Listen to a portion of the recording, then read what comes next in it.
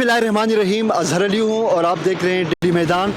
नाजरीन, 9 मई 2023 पाकिस्तान की सियासी तारीख़ का एक अफसोसनाक दिन है।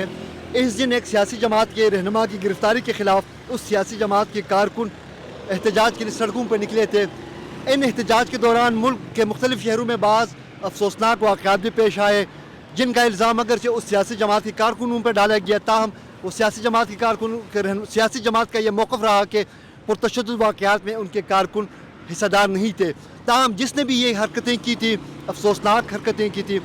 एक ऐसी जगह पे आज हम यहाँ पे मौजूद हैं। मेरे अक़ब में रेडियो पाकिस्तान पेशावर की इमारत आपको नज़र आ रही है। इस इमारत को भी उस एहतजाज के दौरान आग लगाया गया था और 2 दिन तक आग के शोले भड़कते रहे।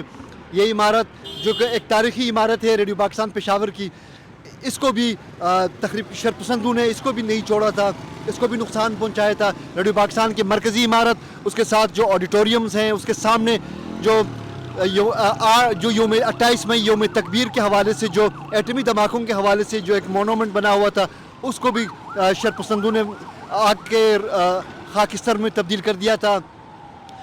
ये इस तमाम वाक़यात को तकरीबन 2 साल का अरसा गुजर गया है।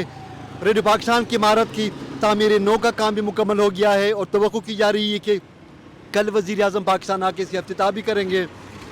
ताहम सियासी जमात के कारकुन हों या जो भी हों, जो एहतजाज के लिए सड़कों पर निकलते हैं, उनको चाहिए कि वो जब भी इस किस्म के एक्टिविटीज़ में हिस्सा लेते हैं, वो अपने तारीख़ी इमारत, कौमी यादगारों का तहफ़्फ़ुज़ करें, ना कि उनको नुकसान पहुँचाए।